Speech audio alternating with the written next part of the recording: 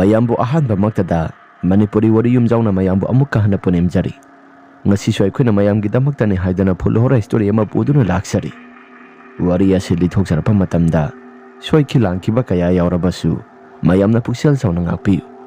aduga mana wari ase hingliba natraga laikhidraba kanagumba mataga mari lenana ijaba wari nasade bhapna mapung phana sagasaduna ijaba wari amakhapni phare mayam adudi wari ase hongnaba tawjaraklagi ngasigi wari asigi maming ningthamgi maiba ahongjau migi lagi thok tawba saluraba matungda mahaksu damak lai tapna ahongjau na wakhal khana asum lai ish handakti kumkang ba swadana thokadorida ish mafam jaga si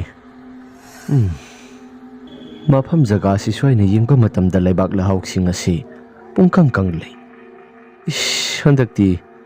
laibak miya masion thona wagadorida ningtham thagi ingkraba marak asida laurok pantha su yorakadori mathang sahigina kamdauba ason thona wagadorida asi hairaga adumak lakpani ahongjau mahakna sum lakpa matamda lambida sajau thengnai sajau nangdi kadai tana saluriba oja ai oja gi nakta laksabani ha ai gi nakta lakpane ha kariwa tana saibano sajau nang buhanda maraktina sasi ilang laga kaino mitau tawi aina sumuba matamda oja ai sianda marakti oja ga wa mata tana jagi haidana ha kariwa phamno hayu tana si oja lambi asida laga wa tani haidana oja ga oja na hekta tarai laugadra laurodra ihe sajau nangna pami bado karino hekta hayu oja ina sumamang thakki matamdagi hauna oja haidana dumak kauduna lakle oja dagi ai su wafam amata ibo nang sema haidubu wadi haidi hairoidaba wadi adumak pandana leire kariwano hairo oja ai sianda marak asi oja gi manakta kaigumba wafam kharadang hoini nangna tanase hairiba wafam ado kari wafam no hairo aisu handa marak asi thau khara su silli satra khara su ai gi nakta laaga mai boy ba tamjagi haidana kullai ka gi angangsing khara su lai oja adumak ki wahi adune aina oja gi mafam dagi aina tajaning basisu kari wafam no sajau oja aise oja gi satra oina aisu oja da maibo oina tambasi aisu pamba oja ihe sajau aduk ahlo erabanang na hojik maiba tamlaga kedauge haribano nate nangbu kedauge haribano oja aise aisu paisa khara thoksanaba karigumba kharadi tawningi oja ihe sajau maiba oiba haibasi pakpang hekto oiba yaba nate nangi nasada kari karamba gun yawi habado madu hana khangdokpa amasu darka tai madu khaktasu nate maiba oire haidana pangoidoi masisu yaba nate maiba oiraga laigi liklamado niyom kaidana du maksatlabadi madugi maibado kona thangdamina sakhangnaba maiba habado oigadoribani maiba ama oiba habasisu yamna lukhraba thabak amani sajau oja pumnamak singado isu oja gi inakta leiraga tamjaragi oja gi satra oina isi loksinbiro oja pare nangna mayadrabanina tamba tare ado sajau aina haijau hairabadi nang satra oiba matamda niyom sumna nangi thabak thoram singado pangthoktuna dumak sakadabani atai langphang gi thabak su amata tawba yaroi pare hayengdagi hekta laklo aigi nakta atai leiriba angangsing adudi nangi nakha taba ngakta boi boiramganida makoisu maiba oibada matik charabani khul amamamdi pubada matik chari phare se nangsu hayengdi laklo phare aisa lagi ko asi hairaga ahongjau adu maksakre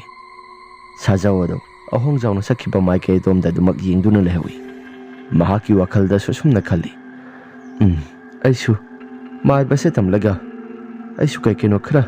ꯄꯩꯁꯥ ꯅꯨꯡꯁꯥ ꯊꯣꯛꯅꯕ ꯀꯩꯀꯩꯅꯣ ꯈꯔ ꯇꯧꯗ꯭ꯔꯒꯗꯤ ꯌꯥꯔꯣꯏꯗ꯭ꯔꯤ ꯍꯤꯡꯕꯁꯤꯁꯨ ꯑꯣꯟꯊꯣꯛꯅ ꯋꯥꯒꯗꯧꯔꯤ ꯉꯜꯂꯤꯉꯩ ꯃꯇꯝ ꯄꯥꯡꯒꯜꯅ ꯀꯜꯂꯤꯉꯩ ꯃꯇꯝꯗ ꯄꯩꯁꯥ ꯇꯥꯟꯕ ꯌꯥꯕ ꯍꯩꯖꯤꯟꯕ ꯌꯥꯕ ꯏꯍꯩ ꯑꯃꯠꯇꯁꯨ ꯍꯩꯍꯧꯗ꯭ꯔꯤ ꯏꯆꯥ ꯏꯁꯨꯁꯤꯡ ꯑꯁꯤ ꯊꯥꯛꯅꯕ ꯍꯣꯠꯅꯕ ꯃꯇꯝꯗ ꯃꯥꯏꯕꯁꯤ ꯅꯠꯇꯅ ꯑꯩꯁꯨ ꯑꯇꯩ ꯑꯇꯣꯞꯄ ꯁꯤꯟꯐꯝꯗꯤ ꯑꯃꯠꯇ ꯂꯩꯔꯣꯏꯗ꯭ꯔꯤ ꯐꯔꯦ ꯑꯣꯖꯥ ꯃꯥꯏꯕ ꯑꯍꯣꯡꯖꯥꯎꯒꯤ ꯃꯅꯥꯛꯇ ꯆꯠꯂꯒ ꯑꯩꯁꯨ ꯃꯥꯏꯕ ꯑꯣꯏꯕꯁꯤ ꯇꯝꯂꯒ ꯑꯩꯁꯨ ꯀꯩꯒꯨꯝꯕ ꯈꯔꯗꯤ ꯊꯕꯛꯁꯤ ꯇꯧꯔꯝꯃꯒꯦ ꯑꯁꯤ ꯍꯥꯏꯔꯒ ꯑꯗꯨꯝ ꯆꯠꯈ꯭ꯔꯦ ꯁꯥꯖꯧꯁꯨ ꯑꯁꯨꯝ ꯇꯧꯗꯅ ꯃꯊꯪꯒꯤ ꯅꯨꯃꯤꯠꯅꯤ ꯃꯥꯏꯕ ꯑꯍꯣꯡꯖꯥꯎ ꯃꯪꯒꯣꯜꯗ ꯑꯗꯨꯝ ꯇꯨꯃꯤꯟꯅ ꯐꯝꯃꯒ ꯂꯩ ꯑꯍꯣꯡꯖꯥꯎꯅ ꯁꯥꯖꯧꯅ ꯇꯁꯦꯡꯅꯃꯛꯀꯤ ꯂꯥꯏ ꯁꯥꯟꯅꯕ ꯃꯥꯅ ꯉꯝꯒꯗ꯭ꯔꯅꯦ ꯐꯠꯇꯕ ꯂꯥꯏ ꯀꯧꯊꯣꯛꯄꯃꯛꯇꯤ ꯃꯍꯥꯛꯁꯨ ꯇꯉꯥꯏ ꯐꯗꯅ ꯍꯩꯒꯦ ꯍꯥꯏꯕꯗꯤ ꯁꯣꯏꯗꯅ ꯍꯩꯔꯛꯀꯅꯤꯁꯦ ꯐꯔꯦ ꯑꯃꯕꯨ ꯑꯣꯏꯔꯣ ꯇꯝꯕꯤꯗꯕꯗꯤ ꯌꯥꯗ꯭ꯔꯤ ꯑꯩꯅ ꯇꯝꯕꯤꯒꯦ ꯍꯥꯏꯗꯅ ꯃꯍꯥꯛꯅ ꯍꯥꯏꯖꯔꯛꯂꯕꯗꯨꯗ ꯑꯩꯁꯤ ꯍꯥꯏꯗꯣꯛꯈ꯭ꯔꯕꯅꯤꯅ ꯑꯇꯩ ꯁꯥꯇ꯭ꯔꯁꯤꯡ ꯑꯁꯤꯁꯨ ꯑꯃꯠꯇ ꯂꯥꯛꯇꯦ ꯀꯩꯗꯧꯕ ꯌꯥꯎꯅꯔꯕꯖꯥꯠꯅꯣ ꯑꯁꯤ ꯍꯥꯏꯔꯒ ꯑꯍꯣꯡꯖꯥꯎ ꯃꯍꯥꯛꯀꯤ ꯁꯥꯇ꯭ꯔꯁꯤꯡꯗꯣ ꯂꯥꯛꯄ ꯉꯥꯏꯔꯝꯃꯤ ꯉꯥꯏꯍꯥꯛꯇꯪ ꯂꯩꯔꯕ ꯃꯇꯨꯡꯗ ꯁꯥꯇ꯭ꯔ ꯃꯊꯪ ꯂꯥꯛꯅꯔꯦ ꯑꯍꯣꯡꯖꯥꯎꯁꯨ ꯃꯍꯥꯛꯀꯤ ꯁꯥꯇ꯭ꯔꯁꯤꯡ ꯑꯗꯨ ꯂꯥꯛꯄ ꯃꯇꯝꯗ ꯇꯔꯥꯝꯅ ꯑꯣꯛꯂꯒ ꯃꯍꯥꯛꯁꯨ ꯃꯍꯩ ꯃꯁꯤꯡꯁꯤꯡ ꯑꯗꯨ ꯃꯊꯪ ꯇꯝꯕ ꯍꯧꯔꯛꯂꯤ ꯁꯥꯖꯧꯁꯨ ꯉꯥꯏꯍꯥꯛꯇꯪꯒꯤ ꯃꯇꯨꯡꯗ ꯂꯥꯛꯂꯤ ꯁꯥꯖꯧ ꯂꯥꯛꯄ ꯃꯇꯝꯗ ꯃꯌꯥꯝ ꯑꯁꯤ ꯉꯛꯅ ꯌꯦꯡꯅꯩ ꯑꯇꯩ ꯂꯩꯃꯤꯟꯅꯔꯤꯕꯁꯤꯡ ꯑꯗꯨꯗꯤ ꯅꯍꯥ ꯉꯥꯛꯇꯅꯤ ꯁꯥꯖꯧ ꯃꯊꯟꯇ ꯑꯍꯜꯅꯤ ꯁꯥꯖꯧ ꯂꯥꯛꯄꯗꯨꯗ ꯁꯥꯖꯧ ꯅꯪ ꯂꯥꯛꯑꯕ꯭ꯔꯥ ꯑꯣꯖꯥ ꯂꯥꯛꯆꯔꯦ ꯂꯥꯛꯑꯣ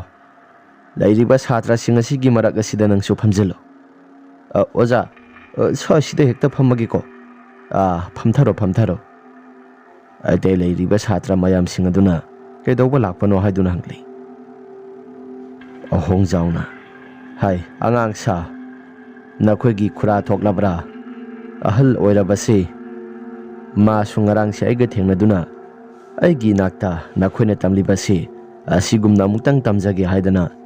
ꯃꯍꯥꯛꯁꯨ ꯉꯔꯥꯡ ꯍꯥꯏꯕꯗꯒꯤ ꯑꯩꯒ ꯄꯨꯂꯞ ꯋꯥꯔꯤ ꯋꯥꯇꯥꯏ ꯁꯥꯟꯅꯔꯒ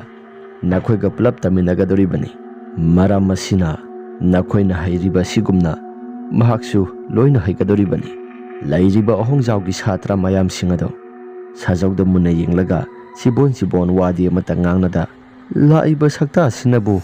ꯃꯥꯏꯕ ꯑꯣꯏꯅꯤ ꯀꯥꯏꯅ ꯍꯥꯏꯖꯕ ꯀꯛꯁꯨ ꯁꯥꯔꯤ ꯑꯁꯨꯛ ꯑꯍꯜ ꯑꯣꯏꯔꯕ ꯃꯥꯅ ꯌꯨꯝꯗ ꯑꯗꯨꯝ ꯇꯨꯃꯤꯟꯅ ꯂꯩꯒꯦꯗꯤ ꯍꯥꯏꯗ꯭ꯔꯒ ꯀꯔꯤ ꯃꯔꯝꯒꯤꯗꯃꯛꯇ ꯃꯥꯏꯕ ꯑꯣꯏꯒꯦ ꯍꯥꯏꯗꯅ ꯈꯜꯂꯛꯏꯕꯅꯣ ꯑꯁꯤ ꯍꯥꯏꯔꯒ ꯃꯌꯥꯝ ꯑꯁꯤ ꯋꯥ ꯑꯃꯇ ꯉꯥꯡꯅꯗꯦ ꯑꯗꯨꯝ ꯇꯨꯃꯤꯟꯅ ꯈꯜꯂꯤ ꯑꯁꯨꯝ ꯇꯧꯗꯅ ꯅꯨꯃꯤꯠ ꯑꯗꯣ ꯁꯥꯖꯧꯁꯨ ꯃꯥꯏꯕ ꯑꯣꯏꯕꯗꯨꯈꯔ ꯇꯝꯕ ꯅꯨꯃꯤꯠ ꯑꯗꯨꯗꯒꯤ ꯍꯧꯅ ꯆꯠꯄ ꯍꯧꯈ꯭ꯔꯕꯅꯤ ꯑꯍꯣꯡꯖꯥꯎꯒꯤ ꯁꯥꯇ꯭ꯔꯁꯤꯡ ꯑꯗꯨꯅ ꯁꯥꯖꯧ ꯑꯁꯤ ꯃꯍꯥꯛꯅ ꯇꯧꯔꯤꯕ ꯄꯨꯝꯅꯃꯛꯁꯤꯡ ꯑꯁꯤ ꯇꯁꯦꯡꯅ ꯃꯥꯏꯕ ꯑꯍꯣꯡꯖꯥꯎꯒꯤ ꯁꯥꯇ꯭ꯔ ꯃꯌꯥꯝꯁꯤꯡ ꯑꯁꯤꯅ ꯌꯦꯡꯕ ꯃꯇꯝꯗ ꯐꯥꯒꯤ ꯌꯥꯝꯅ ꯃꯥꯜꯂꯤ ꯅꯣꯡꯃ ꯅꯨꯃꯤꯠ ꯑꯃꯅꯤ ꯑꯍꯣꯡꯖꯥꯎꯒꯤ ꯁꯥꯇ꯭ꯔ ꯑꯃ ꯂꯝꯕꯤꯗ ꯆꯠꯅ ꯑꯁꯨꯝꯅꯁꯨ ꯋꯥꯔꯤ ꯁꯥꯕ ꯍꯧꯔꯛꯂꯤ ꯃꯃꯥꯟꯅꯕꯁꯤꯡ ꯑꯗꯨꯗ ꯌꯦꯡꯉꯨ ꯇꯨ ꯏꯇꯥꯎꯁꯥ ꯍꯟꯗꯛ ꯃꯔꯛ ꯃꯥꯏꯕ ꯑꯣꯏꯒꯅꯤ ꯍꯥꯏꯗꯅ ꯂꯥꯛꯏꯕ ꯀꯔꯤ ꯃꯃꯤꯡꯗꯣ ꯁꯥꯖꯧ ꯍꯥꯏꯕ꯭ꯔꯥ ꯁꯥꯗꯨ ꯍꯥꯏꯕ꯭ꯔꯥ ꯃꯥꯒꯤ ꯃꯃꯤꯡꯗꯣ ꯑꯩ ꯍꯥꯏꯕꯨ ꯍꯥꯏꯅꯤꯡꯗꯦ ꯅꯠꯇꯦ ꯑꯗꯨꯛ ꯑꯍꯜ ꯑꯣꯏꯔꯕ ꯃꯥꯅ ꯃꯥꯏꯕ ꯇꯝꯅꯤ ꯀꯥꯏꯅ ꯃꯗꯨꯕꯨ ꯂꯥꯛꯏꯕꯗꯨꯕꯨ ꯑꯩꯁꯨ ꯈꯜꯂꯤꯕꯅꯤ ꯑꯗꯨꯛ ꯑꯍꯜ ꯑꯣꯏꯔꯕ ꯃꯥꯅ ꯀꯔꯤ ꯃꯔꯝꯒꯤꯗꯃꯛꯇ ꯃꯥꯏꯕ ꯑꯣꯏꯕ ꯂꯥꯛꯏꯕꯅꯣ ꯃꯥꯏꯕ ꯑꯣꯏꯒꯦ ꯍꯥꯏꯔꯒꯅ ꯅꯍꯥꯟꯋꯥꯏ ꯉꯜꯂꯤꯉꯩ ꯃꯇꯝꯗ ꯑꯣꯏꯔꯛꯄ ꯌꯥꯗꯕ ꯖꯥꯠꯂꯥ ꯈꯪꯗꯦ ꯊꯋꯥꯏ ꯌꯥꯝꯅ ꯌꯥꯎꯔꯤꯕꯅꯤ ꯍꯥꯏꯗꯅ ꯃꯌꯥꯝꯁꯤꯡ ꯑꯗꯨꯒꯤ ꯃꯔꯛꯇ ꯃꯍꯥꯛꯅꯁꯨ ꯊꯋꯥꯏ ꯌꯥꯝꯅ ꯌꯥꯎꯕ ꯀꯥꯛꯁꯨ ꯁꯥꯔꯤ ꯐꯔꯦꯁꯦ ꯃꯥꯁꯨ ꯃꯥꯒꯤ ꯊꯣꯛꯄ ꯇꯝꯖꯁꯅꯤ ꯑꯩꯈꯣꯏꯁꯨ ꯑꯩꯈꯣꯏꯒꯤ ꯊꯣꯛꯄ ꯇꯝꯂꯒ ꯂꯣꯏꯔꯦ ꯀꯩꯅꯣ ꯑꯁꯤ ꯍꯥꯏꯔꯒ ꯁꯥꯖꯧꯒꯤ ꯃꯍꯥꯛꯀꯤ ꯃꯔꯝꯗ ꯀꯩꯅꯣ ꯈꯔꯁꯨ ꯉꯥꯡꯅꯔꯤ ꯑꯁꯨꯝ ꯇꯧꯗꯅ ꯃꯇꯝ ꯑꯁꯤ ꯈꯔ ꯍꯧꯈ꯭ꯔꯕ ꯃꯇꯨꯡꯗ ꯁꯥꯖꯧ ꯍꯥꯟꯅ ꯂꯩꯔꯝꯕ ꯁꯥꯇ꯭ꯔꯁꯤꯡ ꯑꯗꯨꯗꯒꯤ ꯃꯍꯥꯛꯅ ꯍꯦꯟꯅ ꯍꯩꯔꯛꯄꯒꯨꯝ ꯇꯧꯔꯛꯂꯤ ꯁꯥꯖꯧꯒꯤ ꯃꯑꯣꯡ ꯃꯇꯧꯁꯤꯡ ꯑꯁꯤ ꯌꯦꯡꯕ ꯃꯇꯝꯗ ꯂꯩꯔꯤꯕ ꯁꯥꯇ꯭ꯔ ꯃꯌꯥꯝꯁꯤꯡ ꯑꯁꯤꯁꯨ ꯉꯛꯄꯅ ꯈꯝ ꯊꯦꯡꯂꯤ ꯂꯩꯔꯤꯕ ꯁꯥꯇ꯭ꯔ ꯃꯌꯥꯝꯁꯤꯡ ꯑꯁꯤꯒꯤ ꯃꯔꯛꯇ ꯃꯍꯥꯛꯅ ꯈ꯭ꯋꯥꯏꯗꯒꯤ ꯌꯥꯝꯅ ꯍꯩꯕ ꯍꯥꯏꯕꯗꯨ ꯑꯣꯏꯔꯤ ꯑꯇꯩ ꯇꯝꯂꯤꯕ ꯃꯤꯑꯣꯏꯁꯤꯡ ꯑꯗꯨꯗꯤ ꯍꯥꯟꯅꯁꯨ ꯂꯣꯏꯅ ꯇꯝꯈ꯭ꯔꯕꯅꯤ ꯑꯗꯨꯕꯨ ꯁꯥꯖꯧꯅ ꯍꯦꯟꯅ ꯍꯩꯔꯛꯄꯁꯤꯗ ꯁꯥꯖꯧ ꯃꯍꯥꯛꯀꯤ ꯃꯁꯥꯗꯁꯨ ꯌꯥꯝꯅ ꯉꯛꯂꯤ ꯑꯁꯨꯝꯅ ꯁꯥꯖꯧ ꯍꯣꯏꯁꯤꯁꯨ ꯂꯥꯏꯒꯤ ꯇꯤꯟꯒꯤ ꯀꯩꯅꯣ ꯈꯔ ꯁꯥꯟꯅꯕꯁꯤ ꯐꯖꯅ ꯍꯩꯔꯕ ꯃꯇꯨꯡꯗ ꯅꯣꯡꯃ ꯅꯨꯃꯤꯠ ꯑꯃ ꯑꯍꯣꯡꯖꯥꯎꯅ ꯁꯨꯝ ꯍꯥꯏꯔꯛꯏ ꯁꯥꯖꯧ ꯅꯪꯁꯨ ꯅꯁꯥꯅ ꯌꯥꯝꯅ ꯄꯥꯝꯅ ꯂꯥꯛꯈꯤꯕ ꯃꯔꯝꯅ ꯂꯩꯔꯤꯕ ꯁꯥꯇ꯭ꯔꯁꯤꯡ ꯑꯁꯤꯒꯤ ꯃꯔꯛꯇ ꯅꯪꯅ ꯍꯦꯛꯇ ꯍꯥꯏꯒꯠꯂꯤ꯫ ꯐꯔꯦꯁꯦ, ꯂꯩꯔꯤꯕ ꯁꯥꯇ꯭ꯔꯁꯤꯡ ꯑꯁꯤ ꯃꯈꯣꯏꯁꯨ ꯂꯣꯏꯅ ꯑꯃꯒ ꯍꯩꯔꯕꯅꯤ꯫ ꯅꯪꯁꯨ ngasi ꯍꯥꯏꯕ ꯅꯨꯃꯤꯠ ꯑꯁꯤꯗꯒꯤ ꯃꯄꯨꯡ ꯐꯥꯅ ꯐꯖꯅ ꯍꯩꯔꯕꯅꯤꯅ ꯄ꯭ꯔꯖꯥ ꯃꯌꯥꯝꯒꯤ ꯁꯦꯕꯥ ꯇꯧꯖꯔꯨꯔꯣ꯫ ꯆꯠꯂꯣ ꯆꯠꯂꯣ꯫ ꯑꯣꯖꯥꯅ ꯑꯩꯁꯦ ꯇꯥꯛꯄꯤ ꯇꯝꯕꯤꯗꯅ ꯑꯩꯁꯦ ꯍꯩꯕ ꯍꯥꯏꯕꯗꯣ ꯑꯣꯏꯔꯦ ꯑꯣꯖꯥ꯫ ꯑꯣꯖꯥ ꯑꯃꯨꯛꯇꯪ ꯈꯨꯔꯝꯖꯒꯦ꯫ ꯑꯁꯤ ꯍꯥꯏꯔꯒ ꯁꯥꯖꯧ ꯑꯍꯣꯡꯖꯥꯎꯗ ꯈꯨꯔꯝꯃꯤ꯫ ꯑꯁꯨꯝ ꯇꯧꯗꯅ ꯂꯩꯔꯤꯕ ꯁꯥꯇ꯭ꯔꯁꯤꯡ ꯑꯗꯨꯁꯨ ꯃꯊꯪ ꯃꯌꯨꯝꯗ ꯂꯣꯏꯅ ꯍꯟꯅꯈ꯭ꯔꯦ꯫ ꯁꯥꯖꯧꯁꯨ ꯃꯥꯏꯕ ꯑꯃ ꯑꯣꯏꯔꯦ ꯍꯥꯏꯕꯒꯤ ꯃꯍꯥꯛꯀꯤ ꯃꯁꯥꯗ ꯋꯥꯈꯜꯗꯁꯨ ꯈꯜꯂꯒ ꯑꯗꯨꯃꯛ ꯅꯨꯡꯉꯥꯏꯅ ꯂꯥꯛꯄꯅꯤ꯫ ꯑꯁꯨꯝꯅ ꯂꯥꯛꯄ ꯃꯇꯝꯗ ꯂꯝꯕꯤꯗ ꯂꯩꯀꯥꯏꯒꯤ ꯌꯨ ꯉꯥꯎꯕ ꯅꯍꯥ ꯑꯃ ꯆꯠꯂꯒ ꯂꯩꯔꯝꯃꯤ꯫ ꯌꯨ ꯉꯥꯎꯕ ꯅꯍꯥꯁꯤ ꯂꯝꯕꯤ ꯁꯤꯟꯕ ꯊꯨꯡꯅ ꯍꯦꯛꯇ ꯍꯥꯏꯔꯪ ꯇꯧꯔꯒ ꯃꯁꯥ ꯑꯁꯤ ꯑꯗꯨꯃꯛ ꯆꯠꯂꯤ꯫ ꯁꯥꯖꯧ ꯀꯩꯁꯨ ꯊꯣꯏꯗꯣꯛꯄ ꯑꯃꯠꯇ ꯈꯟꯕ ꯇꯧꯗꯗꯨꯃꯛ ꯂꯥꯛꯄꯅꯤ꯫ ꯂꯝꯕꯤꯗ ꯍꯥꯏꯔꯪ ꯆꯠꯂꯤꯕ ꯅꯨꯄꯥ ꯑꯁꯤꯒꯤ ꯃꯃꯤꯡ ꯇꯨꯡꯕꯨꯡ ꯀꯧꯏ꯫ ꯑꯁꯨꯝꯅ ꯁꯥꯖꯧꯅ ꯂꯥꯛꯄ ꯃꯇꯝꯗ ꯇꯨꯡꯕꯨꯡ ꯍꯥꯏꯔꯤꯕ ꯅꯨꯄꯥ ꯑꯁꯤ ꯈꯔꯁꯨ ꯃꯊꯣꯡ ꯆꯥꯗꯦ꯫ ꯍꯥꯏ, ꯀꯅꯥꯅꯣ? ꯑꯩꯒꯤ ꯁꯥꯁꯦ ꯊꯦꯡꯉꯨ ꯊꯦꯡꯉꯥ ꯇꯧꯔꯒ ꯆꯠꯀꯦ ꯍꯥꯏꯗꯅ ꯑꯩꯒꯤ ꯁꯥꯁꯦ ꯈꯦꯠꯂꯒ ꯆꯠꯂꯤꯕꯗꯣ ꯀꯅꯥꯅꯣ? ꯀꯅꯥꯅꯣ? ꯑꯁꯤ ꯍꯥꯏꯔꯒ ꯇꯨꯡꯕꯨꯡꯅ ꯍꯥꯏꯔꯛꯄꯅꯤ꯫ ꯁꯥꯖꯧ ꯃꯍꯥꯛꯀꯤ ꯃꯁꯥꯁꯤ ꯋꯥ ꯑꯃꯠꯇ ꯉꯥꯡꯗꯦ꯫ ꯌꯨ ꯊꯛꯄ ꯃꯤꯒ ꯃꯥꯟꯅꯕ ꯌꯥꯗꯦ ꯈꯜꯂꯒ ꯃꯍꯥꯛꯁꯨ ꯑꯗꯨꯝ ꯇꯨꯃꯤꯟꯅ ꯂꯩꯕꯅꯤ꯫ ꯑꯁꯨꯝꯅ ꯂꯩꯔꯤꯉꯩ ꯃꯇꯝꯗ ꯇꯨꯡꯕꯨꯡꯅ ꯑꯃꯨꯛ ꯍꯪꯂꯛꯏ꯫ ꯃꯤꯒꯤ ꯃꯁꯥꯁꯤꯗ ꯊꯦꯡꯉꯒ ꯑꯃꯨꯛꯁꯨ ꯈꯨꯝꯗꯕꯤꯒ ꯆꯠꯂꯤꯅꯦ꯫ ꯅꯪ ꯀꯅꯥꯅꯣ? ꯅꯪ ꯀꯅꯥꯅꯣ?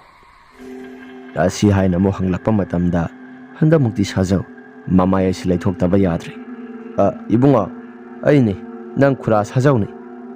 ꯏꯕꯨꯡꯉꯣꯗ ꯊꯦꯡꯒꯦ ꯌꯥꯎꯅ ꯊꯦꯡꯈꯤꯕꯗꯤ ꯅꯠꯇꯦ꯫ ꯏꯕꯨꯡꯉꯣꯒꯤ ꯅꯤꯁꯥꯗꯨꯅ ꯍꯥꯏꯔꯪ ꯆꯠꯄꯗꯨꯗ ꯏꯕꯨꯡꯉꯣꯒꯤ ꯁꯥꯗ ꯊꯦꯡꯗꯣꯛꯈ꯭ꯔꯦ꯫ ꯏꯕꯨꯡꯉꯣ, ꯃꯇꯨꯡ ꯃꯅꯥꯎꯗꯗꯤ ꯂꯝꯕꯤ ꯆꯠꯊꯣꯛ ꯈꯣꯠꯇꯣꯛꯄ ꯃꯇꯝꯗ ꯌꯨ ꯉꯥꯎꯗꯕꯤ ꯑꯗꯨꯃꯛ ꯆꯠꯄꯤꯌꯨ꯫ ꯅꯪꯅꯁꯨ ꯑꯩꯉꯣꯟꯗ ꯂꯝꯕꯤ ꯆꯠꯄꯒꯤ ꯅꯤꯌꯣꯝꯒ ꯇꯥꯛꯆ ꯁꯥꯖꯔꯤꯕ꯭ꯔꯣ? ꯐꯔꯁꯨ ꯐꯠꯇ꯭ꯔꯁꯨ ꯑꯩꯁꯦ ꯂꯝꯕꯤꯁꯦ ꯅꯤꯌꯣꯝ ꯆꯨꯝꯅ ꯄꯥꯛ ꯆꯥꯎꯅ ꯆꯠꯆꯔꯤꯕ ꯃꯤꯁꯛ ꯑꯃꯈꯛꯅꯤ꯫ ꯅꯪꯅ ꯂꯝꯕꯤ ꯆꯠꯄꯒꯤ ꯅꯤꯌꯣꯝꯗ ꯇꯥꯛꯀꯗꯕ ꯅꯠꯇꯦ꯫ ꯑꯩꯅ ꯆꯠꯄ ꯍꯩꯔꯛꯄꯗ ꯏꯃꯥ ꯏꯄꯥꯒꯤ ꯃꯊꯪꯗ ꯅꯪꯅ ꯑꯩꯁꯦ ꯆꯠꯄ ꯇꯝꯃꯛꯄꯁꯨ ꯅꯠꯇꯦ꯫ ꯆꯠꯂꯣ꯫ ꯅꯠꯇ꯭ꯔꯕꯗꯤ ꯑꯍꯜ ꯑꯣꯏꯔꯕꯁꯨ ꯑꯩꯒꯤ ꯏꯃꯥꯡꯃꯛꯁꯤꯗ ꯅꯪ ꯁꯣꯏꯔꯣꯏ꯫ ꯏꯕꯨꯡꯉꯣ, ꯋꯥ ꯉꯥꯡꯕ ꯃꯇꯝꯗꯈꯔ ꯆꯨꯝꯅ ꯉꯥꯡꯅꯁꯤ꯫ ꯐꯔꯁꯨ ꯐꯠꯇ꯭ꯔꯕꯁꯨ ꯑꯩꯁꯦ ꯅꯊꯛꯀꯤ ꯑꯍꯜꯅꯤ꯫ ꯌꯨ ꯉꯥꯎꯔꯒ ꯂꯝꯕꯤ ꯆꯠꯄꯁꯤ ꯂꯥꯛꯄ ꯒꯥꯔꯤ ꯃꯌꯥꯝꯁꯤꯡ ꯑꯁꯤꯅ ꯁꯣꯛꯑꯝꯃꯕꯗꯤ ꯏꯕꯨꯡꯉꯣꯒꯤ ꯊꯋꯥꯏ ꯑꯁꯤ ꯃꯥꯡꯒꯗꯣꯔꯤꯕꯅꯤ꯫ ꯃꯇꯨꯡ ꯃꯅꯥꯎꯗ ꯆꯠꯊꯣꯛ ꯈꯣꯠꯇꯣꯛꯄ ꯃꯇꯝꯗ ꯏꯕꯨꯡꯉꯣ ꯈꯔ ꯌꯦꯡꯉꯒ ꯆꯠꯄꯤꯌꯨ꯫ ꯂꯝꯕꯤ ꯆꯠꯀꯦ ꯍꯥꯏꯔꯕꯗꯤ ꯌꯨ ꯑꯁꯤ ꯇꯞ ꯇꯥꯕ ꯃꯈꯩ ꯉꯥꯎꯗꯕꯤꯗ ꯈꯔ ꯑꯗꯨꯝ ꯊꯛꯂꯒꯁꯨ ꯂꯥꯛꯄꯤꯌꯨ꯫ ꯃꯁꯤ ꯑꯍꯜꯁꯦ ꯑꯩꯉꯣꯟꯗꯒ ꯄꯥꯎꯇꯥꯛꯀ ꯌꯥꯝꯅ ꯄꯤꯅꯦ, ꯅꯪ ꯈꯪꯒꯅꯤꯗꯣ꯫ ꯑꯁꯤ ꯍꯥꯏꯔꯒ ꯇꯨꯡꯕꯨꯡ ꯑꯗꯨ ꯁꯥꯖꯧꯒꯤ ꯃꯃꯥꯏꯗ ꯀꯤꯟꯅ ꯊꯤꯟꯖꯤꯜꯂꯤ꯫ ꯑꯁꯨꯝꯅ ꯁꯥꯖꯧꯒꯤ ꯃꯃꯥꯏꯗ ꯀꯤꯟꯅ ꯍꯦꯛ ꯊꯤꯟꯖꯤꯟꯈꯤꯕ ꯃꯇꯝꯗ ꯁꯥꯖꯧ ꯃꯍꯥꯛꯀꯤ ꯃꯁꯥꯁꯤ ꯂꯩꯕꯥꯛꯇ ꯍꯦꯛꯇ ꯇꯥꯏ꯫ ꯁꯥꯖꯧꯁꯨ ꯍꯧꯒꯠꯂꯒ ꯃꯍꯥꯛꯀꯤ ꯃꯁꯥꯁꯤ ꯈꯨꯠꯇꯨꯝꯅ ꯊꯤꯟꯒꯦ ꯍꯥꯏꯗꯅ ꯇꯧꯏ꯫ ꯑꯗꯨꯕꯨ ꯇꯨꯡꯕꯨꯡꯒꯤ ꯃꯍꯥꯛꯀꯤ ꯃꯁꯥꯗꯨꯅ ꯉꯥꯛꯊꯣꯛꯂꯒ ꯃꯍꯥꯛꯁꯨ ꯃꯈꯥꯗ ꯑꯃꯨꯛ ꯏꯟꯊꯨꯔꯛꯂꯤ꯫ ꯇꯨꯡꯕꯨꯡꯁꯨ ꯃꯁꯥꯁꯤ ꯍꯥꯏꯔꯪ ꯇꯧꯔꯒ ꯃꯍꯥꯛꯀꯤ ꯃꯁꯥꯁꯤ ꯃꯍꯥꯛꯅ ꯁꯥꯖꯧꯗ ꯏꯟꯈꯤꯕꯗꯣ ꯃꯗꯨꯅ ꯃꯔꯝ ꯑꯣꯏꯗꯨꯅ ꯇꯨꯡꯕꯨꯡ ꯃꯍꯥꯛꯁꯨ ꯃꯅꯤꯡꯗ ꯈꯔ ꯍꯜꯂꯒ ꯆꯠꯂꯤ꯫ ꯁꯥꯖꯧ ꯍꯧꯒꯠꯂꯛꯂꯒ ꯐꯨꯒꯦ ꯍꯥꯏꯗꯨꯅ ꯇꯧꯏ꯫ ꯑꯗꯨꯕꯨ ꯈꯨꯜꯂꯩꯀꯥꯏꯒꯤ ꯃꯤꯑꯣꯏꯁꯤꯡ ꯂꯝꯕꯤ ꯆꯠꯊꯣꯛ ꯆꯠꯁꯤꯟ ꯇꯧꯔꯤꯕ ꯃꯤꯑꯣꯏꯁꯤꯡ ꯑꯗꯨꯅ ꯐꯥꯈꯤꯕ ꯃꯔꯝꯅ ꯁꯥꯖꯧ ꯃꯍꯥꯛꯀꯤ ꯃꯁꯥꯁꯤ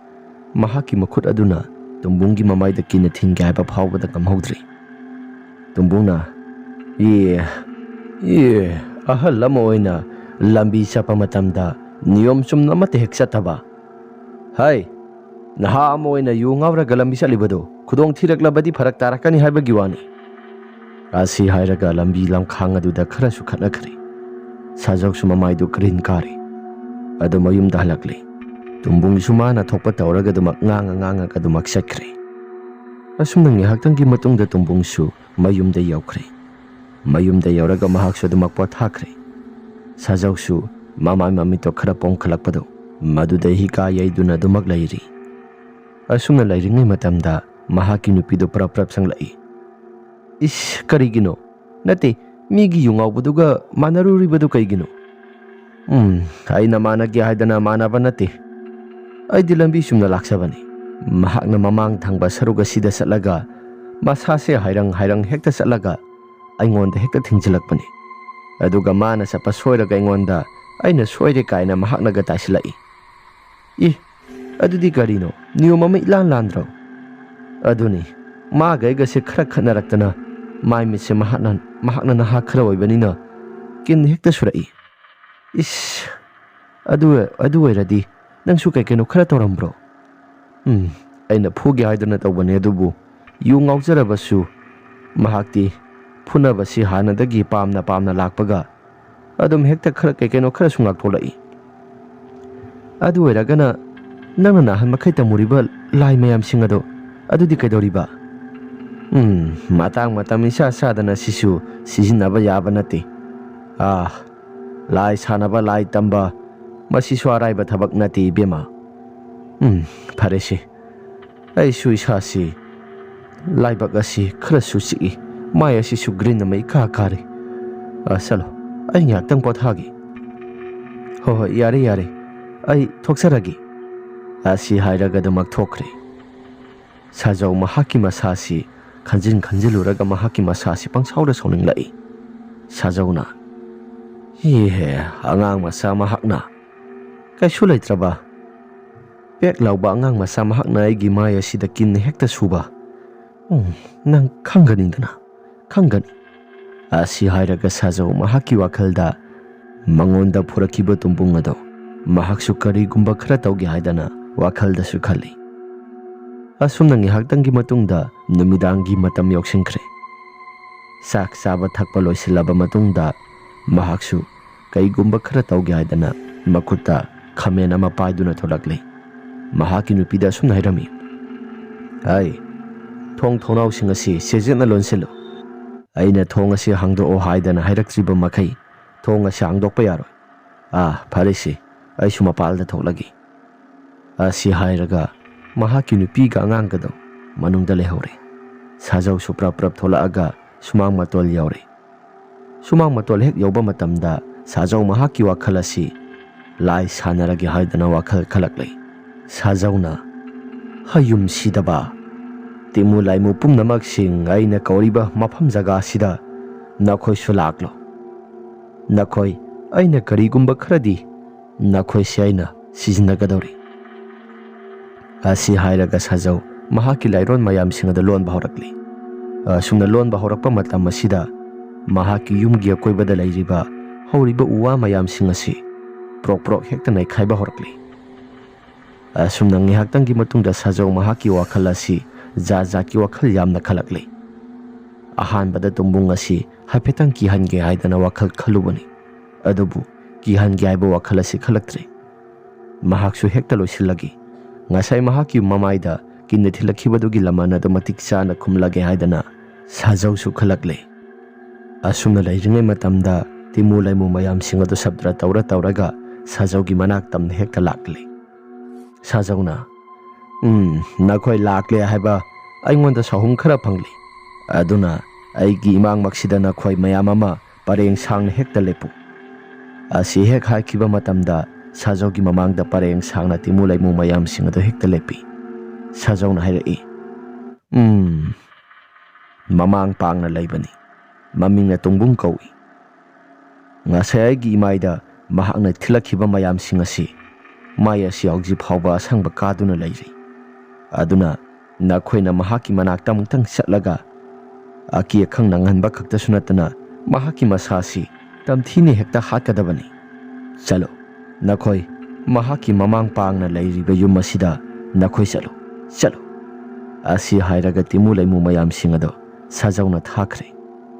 ꯑꯁꯨꯝꯅ ꯉꯥꯏꯍꯥꯛꯇꯪꯒꯤ ꯃꯇꯨꯡꯗ ꯁꯥꯖꯧ ꯃꯍꯥꯛꯀꯤ ꯃꯁꯥꯁꯨ ꯅꯣꯛꯐꯦꯠ ꯇꯧꯏ꯫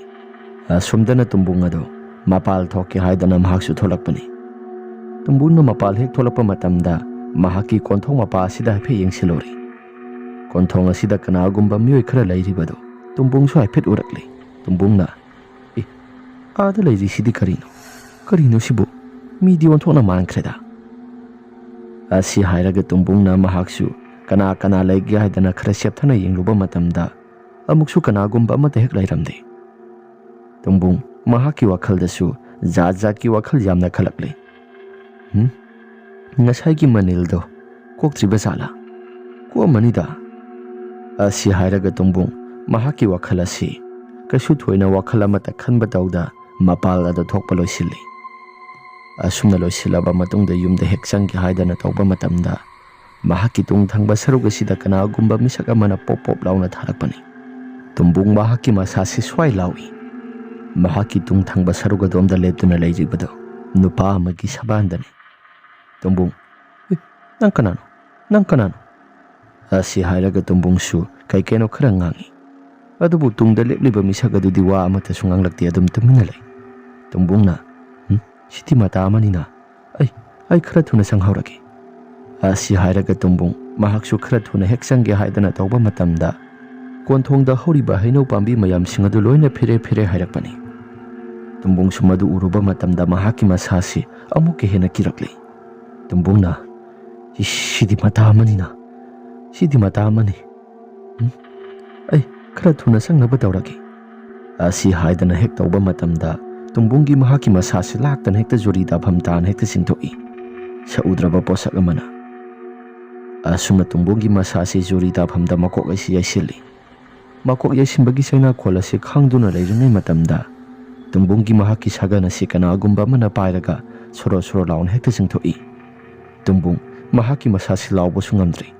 asumna soro paiduna singthokhraba matungda konthong wangma lankre asumna leiringai matamda mafam asi khangkhangdana sorok asisu leiselna pumtha thajalakle tumbung mahaki masasi kari tawgadabano haibadu saifam tawpham gamata khangdi mahaki masasi kanagumba mana prap singthokibado karino haiduna yengi adubu mahaki masasi gi akoibada kanagumba mata hek leiramde tumbung ingangai hausit ni haktangi mamangda aigi sase kanagumba amana paiduna soro singkhibadaine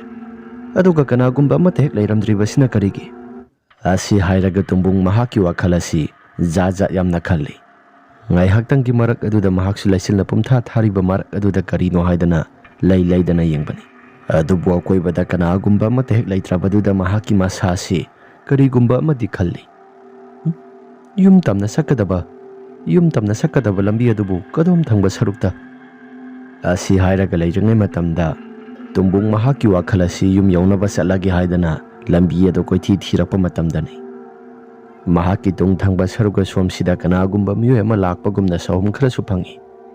tungbung karino haidana mahak swai phet laithok tuna yengluba matamda kanagumba amata su leiramde tumbungna kanagumba amata su leiti aduga aigi na kong asina tarakliba sina karino asi hairaga tumbung mahaki wakhal asi jajat khanduna leiringai matamda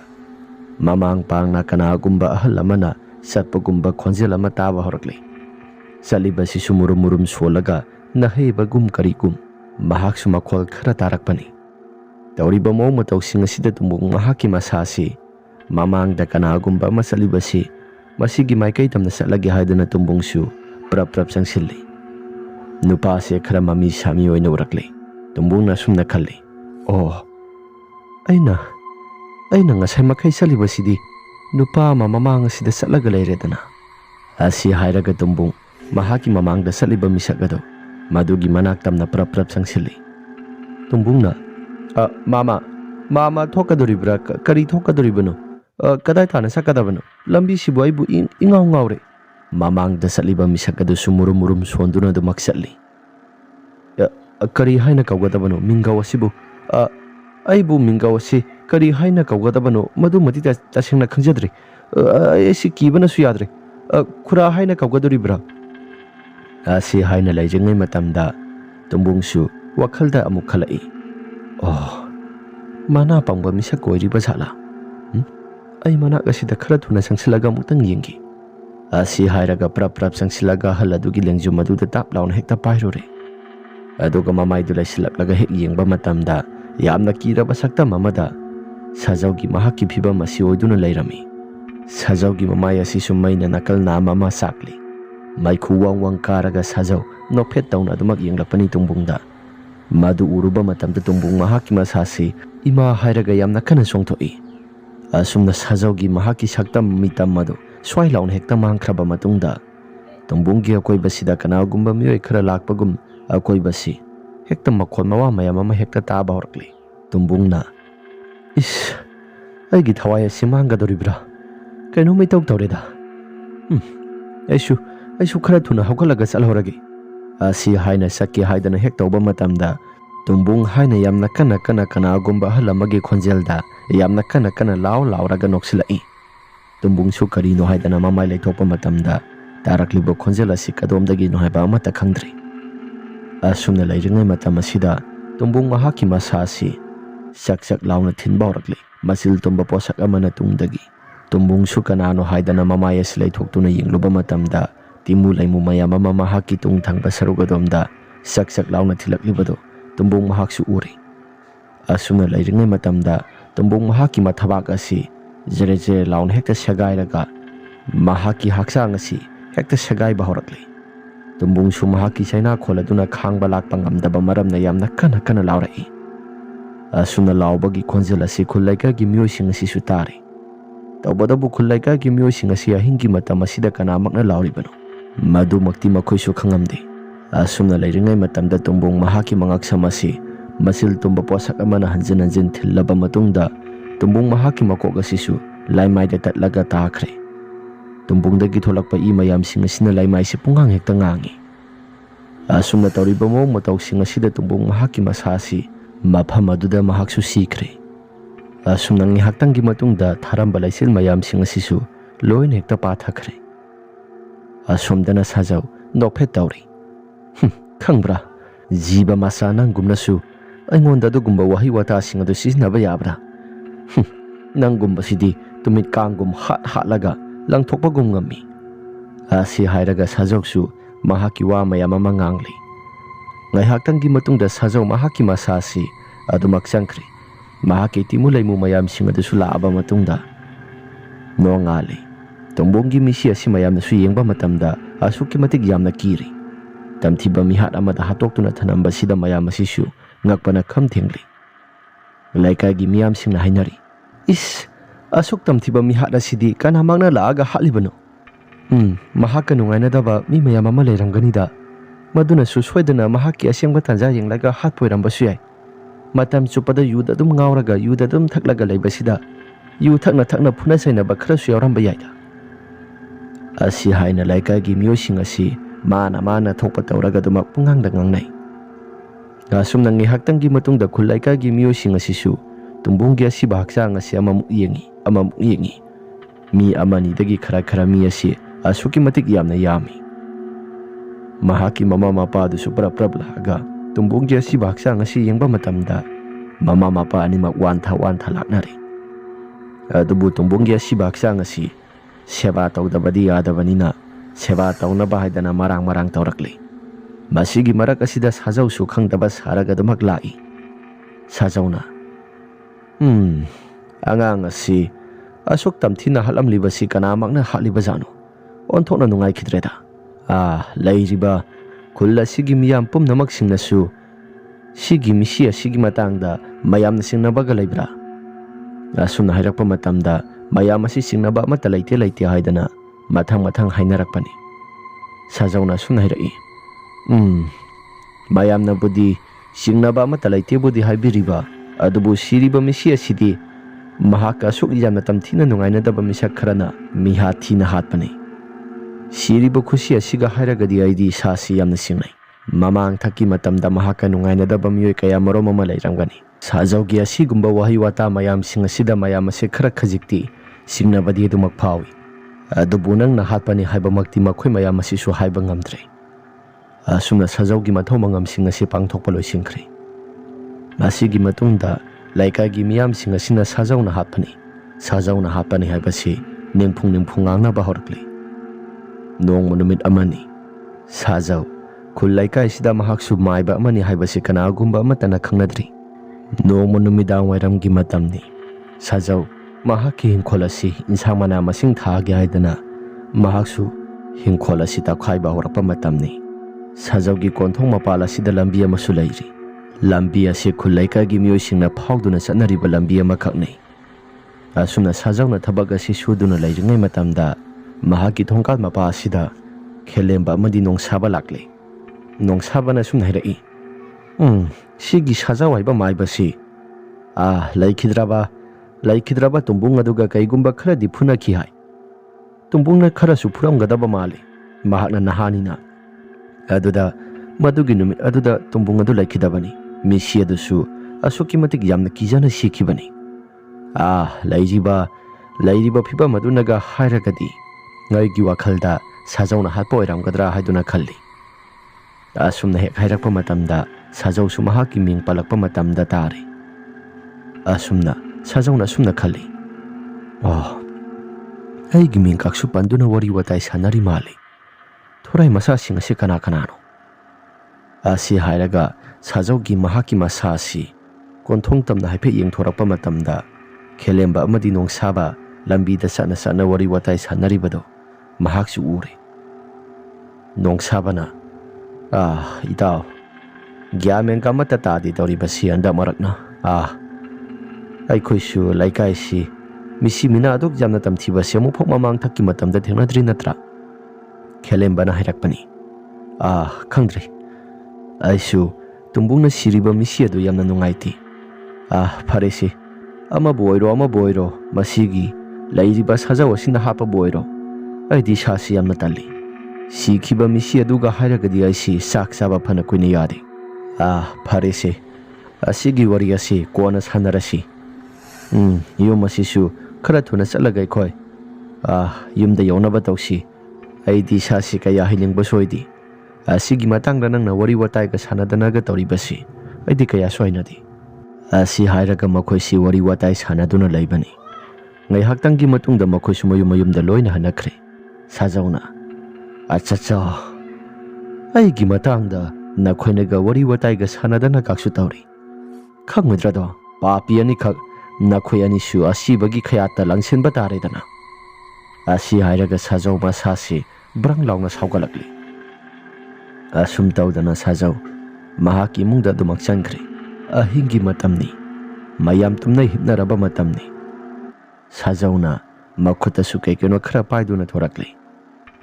ꯃꯍꯥꯛꯁꯨ ꯂꯥꯇꯣꯟ ꯑꯃꯗ ꯂꯩ ꯀꯩꯀ꯭ꯔꯥ ꯈꯔ ꯍꯥꯞꯄꯤ ꯑꯗꯨꯒ ꯈꯣꯏꯔꯨꯅ ꯁꯥꯕ ꯃꯤꯇꯝ ꯑꯃꯈꯛ ꯍꯥꯞꯂꯒ ꯃꯍꯥꯛꯁꯨ ꯄꯨꯊꯣꯔꯛꯂꯤ ꯈꯪꯒꯅꯤꯗꯅ ꯖꯤꯕ ꯃꯆꯥ ꯑꯅꯤꯈꯛ ꯅꯈꯣꯏꯅ ꯇꯧꯅꯤꯡꯕꯗ ꯇꯧꯕ ꯌꯥꯕ꯭ꯔꯥ ꯑꯩꯒꯤ ꯃꯤꯡꯒ ꯄꯜꯂꯒ ꯅꯈꯣꯏꯅ ꯈꯪꯒꯅꯤ ꯑꯁꯤ ꯍꯥꯏꯔꯒ ꯑꯗꯨꯝ ꯄ꯭ꯔꯞ ꯊꯣꯛꯂꯛꯂꯤ ꯃꯇꯝ ꯑꯁꯤ ꯅꯤꯡꯊꯝꯊꯥꯒꯤ ꯃꯇꯝꯁꯨ ꯌꯧꯔꯛꯂꯕꯅꯤ ꯑꯁꯣꯝꯗꯅ ꯈꯦꯂꯦꯝꯕ ꯃꯍꯥꯛꯀꯤ ꯃꯁꯥꯁꯤꯁꯨ ꯆꯥꯛ ꯑꯁꯤꯁꯨ ꯈꯔ ꯊꯦꯡꯅ ꯆꯥꯔꯤ ꯑꯍꯤꯡꯒꯤ ꯃꯇꯝ ꯑꯣꯏꯖꯔꯕꯁꯨ ꯆꯥꯛ ꯂꯥꯝꯗ꯭ꯔꯤ ꯍꯥꯏꯗꯅ ꯈꯦꯂꯦꯝꯕ ꯆꯥꯛ ꯆꯥꯗ꯭ꯔꯤꯕꯅꯤ ꯑꯁꯨꯝꯅ ꯈꯦꯂꯦꯝꯕ ꯃꯍꯥꯛꯀꯤ ꯀꯥꯗ ꯆꯪꯂꯛꯑꯒ ꯆꯥꯛ ꯑꯁꯤ ꯆꯥꯕ ꯍꯧꯕ ꯃꯇꯝꯗ ꯃꯍꯥꯛꯀꯤ ꯁꯛꯁꯪ ꯑꯁꯤ ꯀꯅꯥꯒꯨꯝꯕ ꯑꯃꯅ ꯀꯣꯛ ꯂꯥꯎꯅ ꯊꯤꯟꯕ ꯍꯧꯔꯛꯄꯅꯤ ꯈꯦꯂꯦꯝꯕꯒꯤ ꯁꯛꯁꯪ ꯑꯁꯤ ꯀꯣꯛ ꯂꯥꯎꯅ ꯊꯤꯟꯕ ꯍꯧꯔꯛꯄ ꯃꯇꯝꯗ ꯈꯦꯂꯦꯝꯕ ꯃꯍꯥꯛꯀꯤ ꯃꯁꯥꯁꯤ ꯂꯥꯏꯒꯤ ꯇꯤꯟꯒꯤ ꯀꯌꯥ ꯊꯣꯏꯅ ꯀꯤꯕꯁꯨ ꯑꯣꯏꯗꯦ ꯈꯦꯂꯦꯝꯕꯅ ꯑꯁꯨꯝꯅ ꯍꯥꯏꯔꯛꯏ ꯀꯅꯥꯅꯣ ꯆꯠꯂꯣ ꯇꯝꯅꯒꯦ ꯍꯥꯏꯔꯒꯅ ꯑꯇꯣꯞꯄ ꯌꯨꯝꯐꯝ ꯑꯃꯗ ꯇꯝꯅꯔꯨꯔꯣ ꯆꯠꯂꯣ ꯑꯩꯒꯤ ꯌꯨꯝꯗ ꯇꯝꯅꯕ ꯌꯥꯔꯣꯏ ꯑꯁꯤ ꯍꯥꯏꯔꯒ ꯈꯦꯂꯦꯝꯕꯅ ꯀꯩꯅꯣ ꯈꯔꯁꯨ ꯍꯥꯏꯔꯝꯃꯤ ꯑꯗꯨꯕꯨ ꯆꯞ ꯂꯦꯞꯄꯤ ꯑꯁꯨꯝꯅ ꯉꯥꯏꯍꯥꯛꯇꯪꯒꯤ ꯃꯇꯨꯡꯗ ꯈꯦꯂꯦꯝꯕ ꯃꯈꯣꯏꯒꯤ ꯊꯣꯡ ꯑꯁꯤ ꯗꯣꯡ ꯂꯥꯎꯅ ꯑꯃꯨꯛꯀ ꯊꯤꯜꯂꯛꯂꯦ ꯃꯅꯤꯡ ꯊꯣꯡ ꯑꯁꯤ ꯈꯦꯂꯦꯝꯕ ꯆꯥꯛ ꯑꯁꯤ ꯍꯨꯞꯀꯦ ꯍꯥꯏꯗꯨꯅ ꯇꯧꯕ ꯃꯇꯝꯗꯅꯤ ꯈꯦꯂꯦꯝꯕꯅ ꯎꯁꯤꯠꯈꯤꯗ꯭ꯔꯦꯗ ꯀꯅꯥꯃꯛꯅ ꯇꯧꯔꯛꯂꯤꯕꯅꯣ ꯍꯨꯔꯥꯟꯕꯒ ꯂꯥꯛꯏꯕ꯭ꯔꯥ ꯈꯪꯒꯅꯤꯗꯣ ꯑꯁꯤ ꯍꯥꯏꯔꯒ ꯈꯦꯂꯦꯝꯕ ꯊꯣꯡ ꯑꯁꯤ ꯍꯥꯡꯗꯣꯛꯇꯨꯅ ꯃꯅꯤꯡ ꯊꯣꯡꯂꯣꯝꯗ ꯄ꯭ꯔꯞ ꯊꯣꯛꯂꯛꯄꯅꯤ ꯑꯁꯨꯝꯅ ꯍꯦꯛ ꯊꯣꯛꯂꯛꯄ ꯃꯇꯝꯗ ꯃꯅꯤꯡ ꯊꯣꯡꯂꯣꯝ ꯑꯁꯤꯗ ꯀꯅꯥꯒꯨꯝꯕ ꯑꯃꯠꯇꯁꯨ ꯂꯩꯔꯝꯗꯦ ꯈꯦꯂꯦꯝꯕ ꯃꯍꯥꯛꯀꯤ ꯃꯁꯥꯁꯤ ꯉꯛꯁꯨ ꯌꯥꯝꯅ ꯉꯛꯂꯤ ꯀꯅꯥꯒꯨꯝꯕ ꯑꯃꯠꯇꯁꯨ ꯂꯩꯔꯝꯗꯕꯁꯤꯗ ꯈꯦꯂꯦꯝꯕ ꯃꯍꯥꯛꯀꯤ ꯃꯁꯥꯗ ꯑꯁꯨꯝꯅ ꯈꯜꯂꯤ ꯀꯅꯥꯒꯨꯝꯕ ꯑꯃꯠꯇꯁꯨ ꯂꯩꯔꯝꯗꯦ ꯑꯗꯨꯒ ꯃꯇꯧ ꯀꯔꯝꯅ ꯍꯦꯛꯇ ꯂꯥꯡꯉꯤꯕꯅꯣ ꯊꯣꯡ ꯑꯁꯤ ꯌꯥꯝꯅ ꯀꯟꯅ ꯊꯤꯜꯂꯛꯏꯕꯗꯨꯅ ꯀꯔꯤꯒꯤ ꯑꯁꯤ ꯍꯥꯏꯔꯒ ꯈꯦꯂꯦꯝꯕ ꯃꯍꯥꯛꯀꯤ ꯃꯁꯥꯁꯤ ꯖꯥꯠꯀꯤ ꯋꯥꯈꯜ ꯌꯥꯝꯅ ꯈꯟꯗꯨꯅ ꯂꯩꯔꯤꯉꯩ ꯃꯇꯝꯗ ꯃꯍꯥꯛꯀꯤ ꯂꯣꯈꯝ ꯑꯁꯤꯗ ꯑꯏꯪꯕ ꯅꯨꯡꯁꯤꯠ ꯑꯃ ꯁꯤꯠꯆꯤꯜꯂꯛꯂꯤ ꯀꯔꯤꯒꯨꯝꯕ ꯄꯣꯠꯁꯛ ꯑꯃꯅ ꯑꯏꯪꯕ ꯄꯣꯠꯁꯛ ꯑꯃꯅ ꯃꯍꯥꯛꯀꯤ ꯉꯛꯁꯝ ꯑꯁꯤꯗ ꯄꯥꯏꯔꯛꯄꯒꯨꯝ ꯇꯧꯏ ꯈꯦꯂꯦꯝꯕ ꯃꯍꯥꯛꯀꯤ ꯃꯁꯥꯁꯤ ꯀꯔꯤꯅꯣ ꯍꯥꯏꯗꯅ ꯃꯉꯛꯁꯝꯗ ꯅꯥꯜꯂꯒ ꯌꯦꯡꯕ ꯃꯇꯝꯗ ꯀꯩꯁꯨ ꯊꯣꯏꯗꯣꯛꯄ ꯑꯃꯠꯇ ꯂꯩꯇꯦ ꯈꯦꯂꯦꯝꯕ ꯃꯍꯥꯛꯀꯤ ꯃꯁꯥꯁꯤ ꯉꯛꯁꯨ ꯌꯥꯝꯅ ꯉꯛꯂꯤ ꯑꯁꯨꯝꯅ ꯂꯩꯔꯤꯉꯩ ꯃꯇꯝꯗ ꯈꯦꯂꯦꯝꯕ ꯃꯍꯥꯛꯀꯤ ꯃꯀꯣꯛꯊꯛꯇ ꯄꯣꯞ ꯂꯥꯎꯅ ꯀꯔꯤꯒꯨꯝꯕ ꯄꯣꯠꯁꯛ ꯑꯃꯅ ꯇꯥꯔꯛꯂꯤ ꯈꯦꯂꯦꯝꯕꯁꯨ ꯀꯔꯤꯒꯨꯝꯕ ꯆꯣꯠ ꯂꯥꯎꯕ ꯑꯃ ꯇꯥꯔꯛꯂꯦ ꯍꯥꯏꯗꯅ ꯇꯥꯞ ꯂꯥꯎꯅ ꯄꯥꯏꯗꯨꯅ ꯌꯦꯡꯂꯨꯕ ꯃꯇꯝꯗ ꯉꯥꯡꯁꯪ ꯉꯥꯡꯕ ꯑꯃ ꯑꯣꯏꯗꯨꯅ ꯂꯩꯔꯝꯃꯤ ꯈꯦꯂꯦꯝꯕ ꯃꯨꯟꯅ ꯌꯦꯡꯂꯨꯕ ꯃꯇꯝꯗ ꯏ ꯑꯣꯏꯗꯨꯅ ꯂꯩꯔꯝꯃꯤ ꯈꯦꯂꯦꯝꯕꯁꯨ ꯃꯊꯛꯂꯣꯝꯗ ꯌꯦꯡꯈꯠꯂꯛꯂꯤ ꯑꯁꯨꯝꯅ ꯍꯦꯛ ꯌꯦꯡꯈꯠꯂꯛꯄ ꯃꯇꯝꯗ Mangak yaudaba misak ama tharak yalaga Khelemba tamna yalaga I pup launa taraklibado Khelemba su thuori Khelemba mahaki masasi kibana swai lawi asumna lairingai matamda saksangi thonga sisu gam laun hekta thingjali Khelemba tawriba mawng matawsing asida mahaki masasi swai lauraba matungda mahaksu saksangi thonga si hangdoklaga sangi haidana tawbani adubu upaya mata leitri asumna lairingai matamda Khelemba mahaki masasi laktana pairaga singtholakle aduga Khelemba gi mahaki masasi su karigumba posak amana tap launa pairaga mathaklomda wangna thangakhre Khelemba tawriba mawng matawsing asida karino haiba mahaki masasi amata khangjadre Khelemba na aigi thawai di kanbiyo asumna Khelemba gi thawai si kanbiyo haidana hairakliba sing asisu kanagumba matana hek tabidre Khelemba mahaki masasi thak nikle karigumba posak amana mahaki masasi wangna thangkalibado mahaki makhuda se tap pairaga pok launa thudekba horakpani Khelemba madugi mawng matawsing aduda mahaki masasi yamna kana lawi mahakna laujarabasu mayum manungda lairiba mamaga mapaga da mate hek tadre makhong asisu mathang thuderaklaba matungda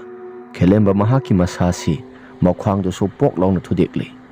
aduga mamit adu su kothok thamle mangak samadu su laithiklaga thudeklaba matungda Khelemba khudak aduda mathawai si thari asumna Khelemba mahaki masasi phrak taba makhai lairi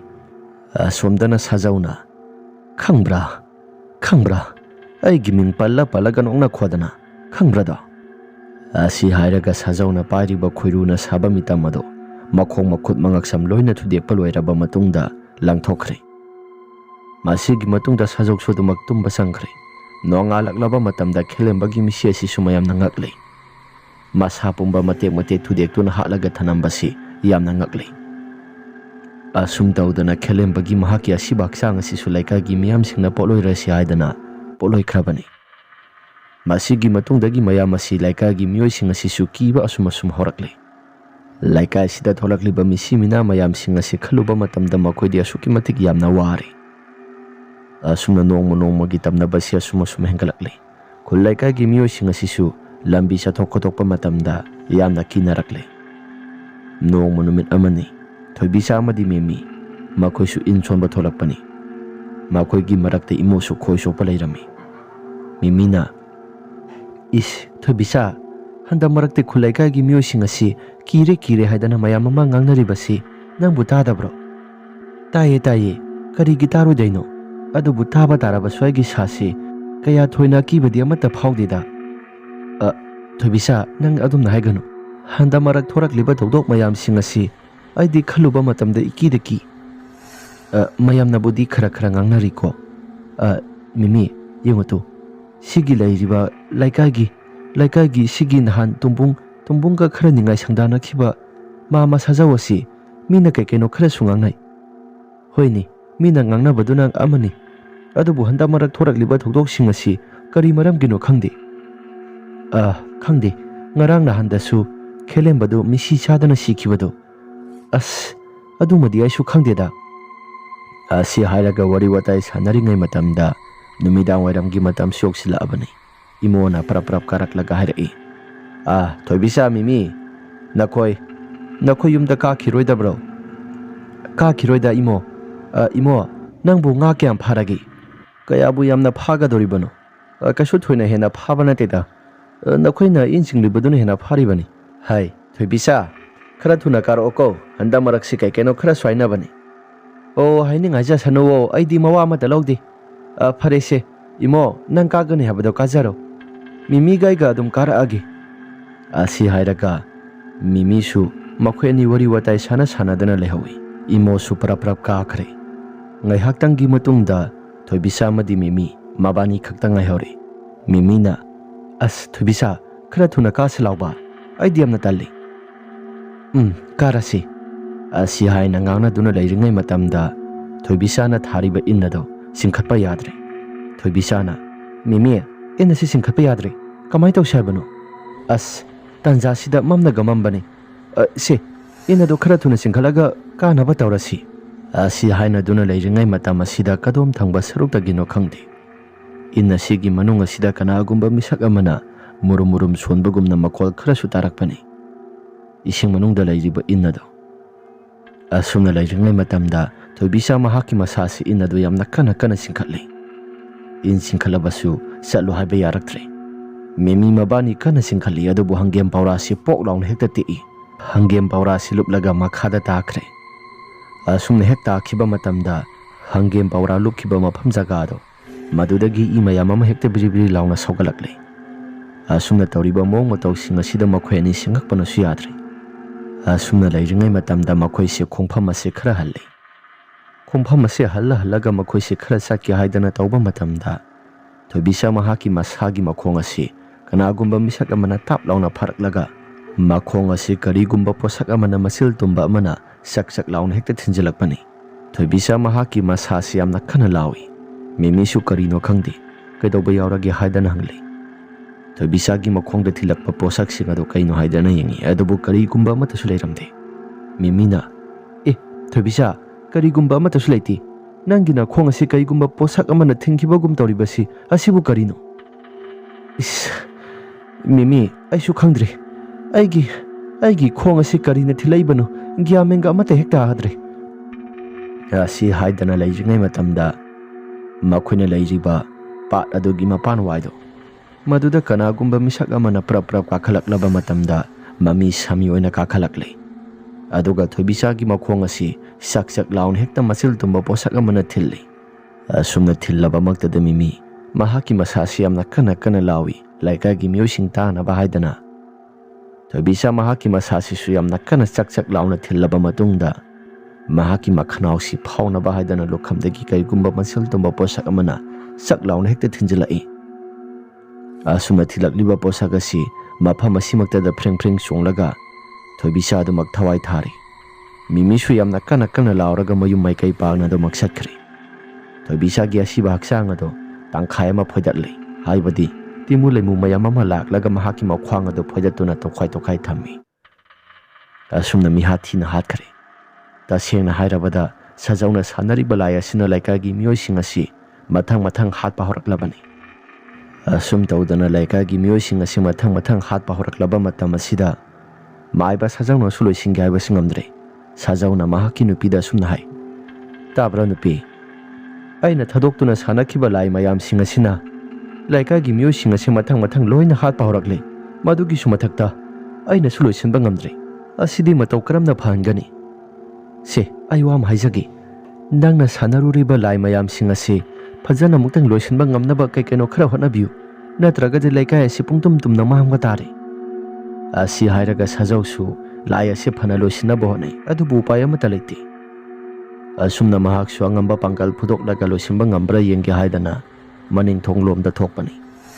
Asumna maning thonglomda thokpa matam aduda mahaki nupisu adumak ningaidana pothari masa sing asisu. Asumna lairingai matam asida sajau mahaki masasi laison tension solaga timu laimu mayam sing asi kauba horaklabani. Asumna kaurakpa horakpa matamda timu laimu mayam sing asi loisinaba haidana sajauna yamna kan haijai adubu upay amata leitre. Sajauna hai timu laimu mayam sa nakhoi di aina ngami nakhoi aina sanarure aina sanajaraba soina loisilasi haiba matamda nakhoina yagadabani. Karigumba masidai nanga kakandana yadaba thoklabadi nakhoi afaba amata oiroi. Asi haidana sajauna hek haiba matamda timu laimu mayam singa nok khoi duna laikre. Tung thangba saruga sida timu laimu mayam singa sina sajaugi mangak samasi masidai nalaga do maksana bagi matau gumna sajaugi masada pharokle. Sajauna hai timu laimu mayam sa aina haijariba pumnamak sing asi nakhoina yadaba yaroi. Nakhoi karigumba amatagi makhal makha amata makha tana laikai sidawana piba yararoi. Aina hairiba pumnamak sing asi nakhoina yagadabani natragadi makha tana nakhoi afaba amata oiroi. Nakhoi aina sanakhibani aina loisimbasu ngami. Asi haina hek haikiba matamda timu laimu mayam sing asi yamna kana noi. Aduga sajaugi akoibada yamna kana pairakle. Ningtham thagi matamna goibaga sajau asi mahaki masasi kibana sumuksu thak nikle. Asumna lairingai matamda sajau mahaki masasi lairiba timu laimu mayam sing asina loina hekta sangsinkhre. Mahaki masa manungda ꯑꯗꯨꯒ ꯁꯥꯖꯧꯒꯤ ꯃꯃꯤꯠ ꯑꯁꯤ ꯃꯈꯥ ꯇꯥꯅ ꯌꯦꯡꯊꯔꯒ ꯇꯨꯃꯤꯟꯅ ꯂꯩꯈ꯭ꯔꯦ꯫ ꯉꯥꯏꯍꯥꯛꯇꯪꯒꯤ ꯃꯇꯨꯡꯗ ꯁꯥꯖꯧ ꯑꯁꯤ ꯌꯦꯡꯈꯠꯂꯛꯄ ꯃꯇꯝꯗ ꯃꯃꯤꯠ ꯃꯅꯥꯁꯤ ꯉꯥꯡꯁꯪ ꯉꯥꯡꯅ ꯄꯥꯡꯊꯣꯔꯛꯂꯦ꯫ ꯑꯗꯨꯒ ꯁꯥꯖꯧ ꯃꯍꯥꯛꯀꯤ ꯃꯁꯥꯁꯤ ꯌꯥꯝꯅ ꯉꯪꯅ ꯃꯍꯥꯛꯀꯤ ꯃꯅꯤꯡ ꯊꯣꯡ ꯑꯗꯨ ꯍꯥꯡꯗꯣꯛꯇꯨꯅ ꯆꯪꯂꯛꯂꯦ꯫ ꯃꯈꯨꯠꯇꯁꯨ ꯊꯥꯡꯖꯧ ꯑꯃ ꯄꯥꯏ꯫ ꯑꯗꯨꯒ ꯄ꯭ꯔꯞ ꯆꯪꯂꯛꯄ ꯃꯇꯝꯗ ꯃꯍꯥꯛꯀꯤ ꯅꯨꯄꯤ ꯑꯃꯗꯤ ꯑꯉꯥꯡ ꯑꯗꯨ ꯅꯨꯡꯉꯥꯏꯅ ꯄꯣꯊꯥꯗꯨꯅ ꯂꯩꯔꯤꯕꯗꯨ ꯁꯥꯖꯧꯁꯨ ꯀꯔꯤꯒꯨꯝꯕ ꯑꯃꯠꯇ ꯈꯟꯊꯕ ꯇꯧꯗ ꯃꯍꯥꯛꯀꯤ ꯃꯁꯥꯗ ꯆꯪꯂꯤꯕ ꯇꯤꯃꯨ ꯂꯩꯃꯨ ꯃꯌꯥꯝꯁꯤꯡ ꯑꯗꯨꯅ ꯃꯍꯥꯛꯀꯤ ꯅꯨꯄꯤꯒꯤ ꯃꯅꯥꯛ ꯇꯥꯅ ꯄꯨꯁꯤꯜꯂꯤ꯫ ꯑꯗꯨꯒ ꯁꯥꯖꯧ ꯃꯍꯥꯛꯀꯤ ꯅꯨꯄꯤꯅ ꯇꯨꯝꯂꯤꯕ ꯐꯃꯨꯡ ꯑꯗꯨꯗ ꯆꯞ ꯌꯨꯡꯅ ꯍꯦꯛꯇ ꯂꯦꯞꯄꯤ꯫ ꯐꯃꯥꯡ ꯑꯗꯨꯗ ꯑꯗꯨꯒ ꯈꯥꯛꯅ ꯅꯣꯛꯏ꯫ ꯁꯥꯖꯧꯒꯤ ꯃꯇꯧ ꯑꯗꯨꯗ ꯃꯍꯥꯛꯀꯤ ꯅꯨꯄꯤ ꯑꯁꯤꯁꯨ ꯃꯤꯀꯞ ꯊꯣꯔꯛꯂꯤ꯫ ꯑꯗꯨꯒ ꯃꯆꯥꯅꯨꯄꯥꯗꯨꯁꯨ ꯃꯤꯀꯞ ꯊꯣꯔꯛꯂꯤ꯫ ꯀꯩꯅꯣ ꯇꯧꯔꯤꯕꯗꯨꯕꯨ? ꯀꯩꯗꯧꯕ ꯌꯥꯎꯔꯒꯦ? ꯊꯥꯡꯖꯧ ꯑꯗꯨꯒ ꯀꯩꯗꯧꯕ ꯌꯥꯎꯔꯒꯦ? ꯑꯁꯨꯝꯅ ꯍꯥꯏꯕ ꯃꯇꯝꯗ ꯁꯥꯖꯧ ꯃꯍꯥꯛꯀꯤ ꯃꯃꯤꯠ ꯑꯗꯨ ꯉꯥꯡꯁꯪ ꯉꯥꯡꯅ ꯇꯨꯃꯤꯟꯅ ꯑꯁꯨꯝꯅ ꯍꯥꯏꯔꯛꯏ꯫ ꯅꯪ ꯋꯥ ꯃꯈꯥ ꯇꯥꯔꯛꯀꯅꯨ꯫ ꯃꯐꯝ ꯑꯁꯤꯗ ꯅꯪꯒꯤ ꯑꯔꯣꯏꯕ ꯌꯥꯍꯤꯞ ꯇꯥꯟꯒꯗꯧꯔꯕꯅꯤ꯫ ꯑꯁꯤ ꯍꯥꯏꯔꯒ ꯊꯥꯡꯖꯧ ꯑꯁꯤ ꯍꯦꯛꯇ ꯍꯥꯏꯊꯔꯛꯏ꯫ ꯁꯥꯖꯧꯒꯤ ꯅꯨꯄꯤ ꯑꯁꯤ ꯐ꯭ꯔꯤꯡ ꯆꯣꯡꯕ ꯃꯈꯩ ꯐꯃꯨꯡ ꯑꯁꯤꯗ ꯏꯍꯪ ꯅꯍꯪ ꯁꯥꯕ ꯃꯈꯩ ꯑꯗꯨꯃꯛ ꯃꯁꯥꯁꯤ ꯃꯐꯝ ꯃꯔꯥꯡ ꯈꯪꯗꯅ ꯍꯦꯛꯇ ꯍꯟꯖꯤꯟ ꯌꯥꯟꯁꯤꯜꯂꯤ꯫ ꯃꯁꯥꯗꯨꯁꯨ ꯌꯥꯟꯁꯤꯜꯂꯤ꯫ ꯃꯀꯛ ꯀꯛꯇꯨꯅ ꯐꯃꯨꯡ ꯑꯗꯨꯗ ꯃꯀꯨꯞ ꯇꯥꯅ ꯍꯥꯠꯇꯣꯛꯂꯦ꯫ ꯑꯁꯨꯝꯅ ꯃꯆꯥ ꯑꯃꯗꯤ ꯃꯍꯥꯛꯀꯤ ꯅꯨꯄꯤ ꯑꯁꯤ ꯃꯁꯛ ꯃꯁꯥ ꯑꯃꯠꯇ ꯂꯧꯐꯝ ꯈꯪꯗꯕ ꯃꯈꯩ ꯊꯥꯡ ꯑꯗꯨꯅ ꯀꯨꯞꯌꯥꯟ ꯌꯥꯜꯂꯒ ꯍꯥꯠꯇꯣꯛꯂꯦ꯫ ꯑꯁꯨꯝꯅ ꯁꯥꯖꯧ ꯑꯁꯤ ꯉꯥꯏꯍꯥꯛꯇꯪꯒꯤ ꯃꯇꯨꯡꯗ ꯒ꯭ꯌꯥꯟ ꯇꯥꯔꯛꯂꯦ꯫ ꯁꯥꯖꯧꯅ ꯇꯧꯔꯤꯕ ꯃꯑꯣꯡ ꯃꯇꯧꯁꯤꯡ ꯑꯁꯤꯗꯤ ꯀꯔꯤꯅꯣ ꯁꯤꯗꯤ? ꯃꯥꯡꯂꯦꯗꯅ, ꯂꯣꯏꯅ ꯄꯨꯡꯃꯥꯡ ꯃꯥꯡꯂꯦ꯫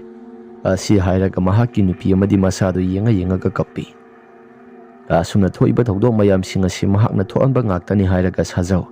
ꯃꯍꯥꯛꯁꯨ ꯋꯥꯈꯜꯗ ꯅꯤꯟꯗꯥ ꯇꯧꯖꯔꯤ ꯃꯁꯥ ꯃꯊꯟꯇ꯫ ꯑꯁꯨꯝꯅ ꯂꯩꯔꯤꯉꯩ ꯃꯇꯝꯗ ꯁꯥꯖꯧ ꯃꯍꯥꯛꯀꯤ ꯃꯁꯥꯁꯤ ꯌꯥꯝꯅ ꯀꯟꯅ ꯂꯥꯎꯔꯒ ꯀꯞꯄꯤ꯫ ꯑꯗꯨꯒ ꯃꯅꯥꯛ ꯋꯥꯏꯗ ꯇꯥꯔꯤꯕ ꯊꯥꯡꯖꯧꯗꯨꯅ ꯃꯍꯥꯛꯀꯤ ꯃꯁꯥꯁꯤ ꯈꯔ ꯂꯦꯝꯕ ꯍꯧꯔꯛꯂꯦ꯫ ꯑꯁꯨꯛ ꯇꯝꯊꯤꯕ ꯃꯤꯍꯥꯠ ꯑꯁꯤ ꯑꯩꯒꯤ ꯈꯨꯠꯃꯛꯅ ꯏꯁꯥ ꯈꯪꯍꯧꯗꯅ ꯑꯩꯅ ꯇꯧꯖꯔꯨꯕ ꯐꯠꯇꯕ ꯄꯥꯞꯀꯤ ꯃꯍꯩꯅ ꯑꯩꯒꯤ ꯏꯃꯨꯡ ꯃꯅꯨꯡꯁꯤ ꯄꯨꯡꯇꯨꯝꯅ ꯃꯥꯡꯒꯗꯧꯔꯕ? ꯑꯁꯤ ꯍꯥꯏꯔꯒ ꯊꯥꯡ ꯁꯨꯔꯤ ꯑꯃꯁꯨ ꯂꯧꯊꯣꯔꯛꯂꯤ ꯏꯃꯨꯡꯗ ꯆꯪꯂꯒ꯫ ꯑꯗꯨꯒ ꯃꯍꯥꯛꯀꯤ ꯃꯁꯥꯁꯤꯗ ꯃꯕꯨꯛꯇ ꯆꯛ ꯂꯥꯎꯅ ꯍꯦꯛꯇ ꯊꯤꯟꯖꯤꯜꯂꯤ꯫ ꯑꯁꯨꯝꯅ ꯊꯤꯜꯂꯕ ꯃꯇꯨꯡꯗ ꯃꯉꯛꯁꯝ ꯑꯁꯤꯁꯨ ꯂꯦꯟꯁꯤꯜꯂꯦ ꯁꯥꯖꯧꯅ꯫ ꯁꯥꯖꯧ ꯑꯁꯤ ꯏꯃꯨꯡ ꯑꯗꯨꯗ ꯑꯗꯨꯃꯛ ꯁꯤꯕ ꯍꯥꯏꯕꯗꯨ ꯑꯣꯏꯔꯦ꯫ ꯑꯁꯨꯝꯅ ꯃꯍꯥꯛꯅ ꯍꯦꯛ ꯁꯤꯈꯤꯕ ꯃꯇꯝꯗ ꯇꯤꯃꯨ ꯂꯩꯃꯨ ꯃꯌꯥꯝꯁꯤꯡ ꯑꯁꯤ ꯍꯦꯛꯇ ꯃꯔꯥꯡ ꯇꯧꯔꯒ ꯃꯈꯣꯏꯒꯤ ꯌꯨꯝ ꯑꯁꯤꯒꯤ ꯑꯀꯣꯏꯕꯗ ꯌꯥꯝꯅ ꯁꯠꯇ꯭ꯔ ꯇꯧꯏ꯫ ꯑꯁꯨꯝꯅ ꯇꯤꯃꯨ ꯂꯩꯃꯨ ꯃꯌꯥꯝꯁꯤꯡ ꯑꯁꯤꯁꯨ ꯃꯀꯥ ꯂꯥꯝꯅ ꯍꯦꯛꯇ ꯍꯔꯥꯎꯔꯕ ꯃꯇꯝꯗ ꯂꯩꯀꯥꯏꯒꯤ ꯃꯤꯑꯣꯏꯁꯤꯡ ꯑꯁꯤꯁꯨ ꯍꯦꯛꯇ ꯍꯔꯥꯎꯏ꯫ ꯁꯥꯖꯧꯒꯤ ꯏꯃꯨꯡ ꯑꯁꯤ ꯀꯩꯒꯨꯝꯕ ꯑꯃꯗꯤ ꯇꯧꯔꯤ, ꯌꯥꯝꯅ ꯀꯟꯅ ꯃꯈꯦꯜ ꯂꯥꯡꯕꯒꯨꯝ ꯇꯧꯏ ꯍꯥꯏꯗꯅ ꯂꯩꯀꯥꯏꯒꯤ ꯃꯤꯑꯣꯏꯁꯤꯡ ꯑꯁꯤ ꯍꯥꯏꯅꯔꯛꯂꯕꯅꯤ꯫ ꯑꯁꯨꯝꯅ ꯅꯣꯡꯉꯥꯜꯂꯦ꯫ ꯅꯣꯡꯉꯥꯟꯕ ꯃꯇꯝꯗ ꯁꯥꯖꯧꯒꯤ ꯏꯃꯨꯡꯗ ꯁꯤꯔꯤꯕ ꯃꯤꯁꯤ ꯃꯤꯅꯥ ꯃꯌꯥꯝꯁꯤꯡ ꯑꯁꯤ ꯌꯦꯡꯕ ꯃꯇꯝꯗ ꯃꯌꯥꯝ ꯑꯁꯤ ꯈꯝ ꯊꯦꯡꯅ ꯉꯛꯂꯤ꯫ ꯇꯧꯔꯤꯕ ꯃꯑꯣꯡ ꯃꯇꯧꯁꯤꯡ ꯑꯁꯤ ꯀꯔꯤꯅꯣ ꯍꯥꯏꯗꯅ ꯃꯌꯥꯝ ꯑꯁꯤꯁꯨ ꯈꯪꯕ ꯉꯝꯗ꯭ꯔꯤ꯫ ꯂꯩꯀꯥꯏꯒꯤ ꯃꯤꯑꯣꯏꯁꯤꯡꯅ ꯍꯥꯏꯅꯩ, ꯁꯥꯖꯧ ꯑꯁꯤ ꯂꯥꯏꯒꯤ ꯇꯤꯟꯒꯤ ꯃꯌꯥꯝ ꯑꯃ ꯀꯩꯒꯨꯝꯕ ꯈꯔ ꯇꯧꯔꯝꯒꯗꯕ ꯃꯥꯜꯂꯤ꯫ ꯃꯍꯥꯛꯀꯤ ꯏꯃꯨꯡ ꯑꯁꯤꯗ ꯑꯁꯤꯒꯨꯝꯕ ꯃꯤꯁꯤ ꯑꯁꯤ ꯁꯤꯔꯤꯕꯁꯤ ꯂꯩꯀꯥꯏꯒꯤ ꯃꯤꯑꯣꯏꯁꯤꯡꯅ ꯌꯥꯝꯅ ꯆꯤꯡꯅꯩ ꯍꯥꯏꯗꯅ ꯃꯊꯪ ꯉꯥꯡꯅꯔꯛꯂꯕꯅꯤ꯫ ꯑꯁꯨꯝꯅ ꯁꯥꯖꯧꯒꯤ ꯑꯁꯤꯕ ꯍꯛꯆꯥꯡ ꯑꯁꯤ ꯄꯣꯠꯂꯣꯏꯕ ꯍꯧꯔꯦ꯫ ꯃꯍꯥꯛꯀꯤ ꯅꯨꯄꯤꯒꯤ ꯑꯁꯤꯕ ꯍꯛꯆꯥꯡ ꯑꯃꯗꯤ ꯃꯍꯥꯛꯀꯤ ꯃꯁꯥꯒꯤ ꯑꯁꯤꯕ ꯍꯛꯆꯥꯡ ꯑꯁꯤꯁꯨ ꯃꯌꯥꯝ ꯆꯪꯗꯨꯅ ꯄꯣꯠꯂꯣꯏꯔꯤ꯫ ꯑꯗꯨꯕꯨ ꯁꯤꯔꯤꯕ ꯃꯤꯁꯤ ꯑꯁꯤꯗꯤ ꯖꯨꯠ ꯆꯥꯅ ꯑꯃꯠꯇ ꯍꯦꯛ ꯁꯤꯗꯕ ꯃꯔꯝꯅ ꯃꯌꯥꯝ ꯑꯁꯤ ꯀꯤꯁꯨ ꯌꯥꯝꯅ ꯀꯤꯔꯤ꯫ ꯑꯁꯨꯝꯅ ꯁꯥꯖꯧ ꯑꯁꯤ ꯃꯍꯥꯛꯀꯤ ꯁꯦꯕꯥ ꯑꯁꯤ ꯐꯖꯅ ꯃꯄꯨꯡ ꯐꯥꯅ ꯇꯧꯈ꯭ꯔꯕ ꯃꯇꯨꯡꯗ ꯂꯩꯀꯥꯏꯒꯤ ꯃꯤꯑꯣꯏꯁꯤꯡ ꯑꯁꯤ ꯁꯤꯕ ꯍꯧꯔꯛꯂꯦ꯫ ꯑꯁꯨꯝꯅ ꯇꯝꯊꯤꯔꯕ ꯊꯧꯗꯣꯛ ꯃꯌꯥꯝꯁꯤꯡ ꯑꯁꯤ ꯊꯣꯛꯂꯛꯄ ꯃꯇꯝ ꯑꯁꯤꯗ ꯑꯃꯥꯏꯕ ꯑꯍꯣꯡꯖꯥꯎ ꯃꯍꯥꯛ ꯑꯁꯤ ꯀꯔꯤꯒꯨꯝꯕ ꯁꯍꯨꯝ ꯈꯔ ꯐꯪꯏ꯫ ꯂꯩꯀꯥꯏꯒꯤ ꯃꯤꯑꯣꯏꯁꯤꯡꯅꯁꯨ ꯑꯃꯨꯛꯇꯪꯗꯤ ꯃꯁꯤꯒꯤ ꯃꯐꯝ ꯖꯒꯥ ꯑꯁꯤ ꯑꯃꯨꯛꯇꯪꯗꯤ ꯌꯦꯡꯊꯣꯛꯄꯤꯌꯨ ꯍꯥꯏꯗꯅ ꯂꯩꯀꯥꯏꯒꯤ ꯃꯤꯑꯣꯏꯁꯤꯡꯅ ꯑꯃꯥꯏꯕ ꯑꯍꯣꯡꯖꯥꯎꯗ ꯍꯥꯏꯈꯤ꯫ ꯑꯃꯥꯏꯕ ꯑꯍꯣꯡꯖꯥꯎꯅ ꯀꯨꯞꯊꯅ ꯌꯦꯡꯂꯨꯕ ꯃꯇꯝꯗ ꯇꯧꯔꯤꯕ ꯃꯤꯁꯤ ꯃꯤꯅꯥ ꯃꯌꯥꯝꯁꯤꯡ ꯑꯁꯤ ꯁꯥꯖꯧꯅ ꯁꯥꯟꯅꯕ ꯉꯥꯛꯇꯅꯤ ꯍꯥꯏꯔꯒ ꯃꯥꯏꯕ ꯑꯍꯣꯡꯖꯥꯎꯅ ꯍꯥꯏꯔꯛꯈꯤ꯫ ꯃꯥꯏꯕ ꯑꯍꯣꯡꯖꯥꯎꯅ ꯁꯥꯖꯧ ꯑꯁꯤ ꯑꯩꯒꯤ ꯁꯥꯇ꯭ꯔ ꯑꯣꯏꯅ ꯂꯩꯔꯝꯕꯅꯤ, ꯑꯗꯨꯕꯨ ꯊꯣꯛꯂꯤꯕ ꯊꯧꯗꯣꯛ ꯃꯌꯥꯝꯁꯤꯡ ꯑꯁꯤ ꯑꯩꯅ ꯁꯨꯝ ꯈꯟꯕ ꯃꯇꯝꯗ ꯃꯍꯥꯛꯅ ꯀꯔꯤꯒꯨꯝꯕ ꯆꯥꯌꯦꯡ ꯇꯧꯅꯤꯡꯗꯅ ꯇꯧꯈꯤꯕ ꯑꯣꯏꯔꯝꯕꯁꯨ ꯌꯥꯅ ꯂꯩ꯫ ꯈꯪꯗ꯭ꯔꯦ, ꯂꯩꯀꯥꯏꯒꯤ ꯃꯤꯌꯥꯝꯁꯤꯡꯅ ꯊꯦꯡꯅꯔꯤꯕ ꯑꯋꯥ ꯑꯅꯥ ꯃꯌꯥꯝꯁꯤꯡ ꯑꯁꯤ ꯑꯩꯗꯤ ꯈꯜꯂꯨꯕ ꯃꯇꯝꯗ ꯌꯥꯝꯅ ꯅꯨꯡꯉꯥꯏꯇꯦ꯫ ꯂꯩꯀꯥꯏꯒꯤ ꯃꯤꯑꯣꯏꯁꯤꯡꯅ ꯊꯦꯡꯅꯔꯤꯕ ꯃꯌꯥꯝꯁꯤꯡ ꯑꯁꯤ ꯃꯁꯤ ꯀꯣꯛꯅꯕꯒꯤꯗꯃꯛꯇ ꯍꯥꯟꯅ ꯊꯦꯡꯅꯔꯤꯕ ꯐꯠꯇꯕ ꯃꯌꯥꯝꯁꯤꯡ ꯑꯁꯤ ꯂꯣꯏꯅ ꯑꯃꯨꯛꯇꯪ ꯂꯣꯏꯁꯤꯜꯂꯒ ꯍꯥꯟꯅꯒꯤ ꯄꯨꯟꯁꯤꯗ ꯑꯃꯨꯛ ꯍꯜꯂꯛꯅꯕ ꯑꯩꯈꯣꯏ ꯌꯥꯝꯅ ꯋꯥꯅ ꯍꯣꯠꯅꯁꯤ꯫ ꯑꯁꯤ ꯍꯥꯏꯔꯒ ꯂꯩꯀꯥꯏꯒꯤ ꯃꯤꯌꯥꯝꯁꯤꯡ ꯑꯁꯤ ꯐꯖꯅ ꯀꯩꯅꯣ ꯈꯔ ꯇꯧꯔꯒ ꯑꯃꯥꯏꯕ ꯑꯍꯣꯡꯖꯥꯎꯅ ꯍꯥꯏꯔꯛꯂꯤꯕ ꯄꯨꯝꯅꯃꯛꯁꯤꯡ ꯑꯁꯤ ꯐꯅꯕꯒꯤꯗꯃꯛꯇ ꯃꯈꯣꯏꯁꯨ ꯂꯥꯏꯒꯤ ꯇꯤꯡꯒꯤ ꯀꯩꯀꯩꯅꯣ ꯈꯔ ꯇꯧꯔꯝꯃꯤ꯫ ꯑꯁꯨꯝꯅ ꯂꯥꯏ ꯈꯣꯏꯔꯝꯕꯁꯤ ꯅꯨꯃꯤꯠ ꯅꯤꯅꯤ ꯍꯨꯝꯅꯤ ꯆꯪꯗꯨꯅ ꯈꯣꯏꯔꯝꯂꯕ ꯃꯇꯝꯗ ꯁꯥꯖꯧꯅ ꯁꯥꯟꯅꯔꯝꯕ ꯂꯥꯏ ꯃꯌꯥꯝꯁꯤꯡ ꯑꯗꯣ ꯃꯈꯥ ꯇꯥꯅ ꯑꯃꯠꯇ ꯍꯦꯛ ꯇꯧꯈꯤꯗ꯭ꯔꯦ꯫ ꯃꯁꯤꯒꯤ ꯃꯇꯨꯡꯗ ꯀꯩꯁꯨ ꯑꯃꯠꯇ ꯇꯧꯗꯅ ꯂꯩꯀꯥꯏꯒꯤ ꯃꯤꯑꯣꯏꯁꯤꯡ ꯑꯁꯤ ꯍꯥꯟꯅꯒꯤ ꯄꯨꯟꯁꯤꯗ ꯂꯩꯀꯥꯏꯒꯤ ꯃꯤꯑꯣꯏꯁꯤꯡ ꯑꯁꯤ ꯅꯨꯡꯉꯥꯏꯅ ꯑꯗꯨꯃꯛ ꯂꯩꯈ꯭ꯔꯦ꯫ ꯋꯥꯔꯤ ꯑꯁꯤ ꯃꯇꯥꯡ ꯑꯁꯤꯗ ꯂꯣꯏꯁꯤꯟꯖꯔꯦ꯫ ꯋꯥꯔꯤ ꯑꯁꯤ ꯅꯨꯡꯉꯥꯏꯕꯤꯔꯕꯗꯤ ꯂꯥꯏꯛ ꯑꯃꯗꯤ ꯁꯕꯁꯀ꯭ꯔꯥꯏꯕ ꯁꯤꯌꯔ ꯇꯧꯕꯤꯔꯝꯃꯣ ꯍꯥꯏꯗꯨꯅ ꯍꯥꯏꯖꯔꯤ꯫ ꯐꯔꯦ ꯃꯌꯥꯝ, ꯑꯗꯨꯗꯤ ꯉꯁꯤꯒꯤꯗꯤ ꯃꯇꯥꯡ ꯑꯁꯤꯗ ꯂꯣꯏꯁꯤꯟꯖꯔꯕꯅꯤꯅ ꯃꯊꯪꯒꯤ ꯋꯥꯔꯤꯗ ꯑꯃꯨꯛ ꯍꯟꯅ ꯊꯦꯡꯅꯔꯁꯤ꯫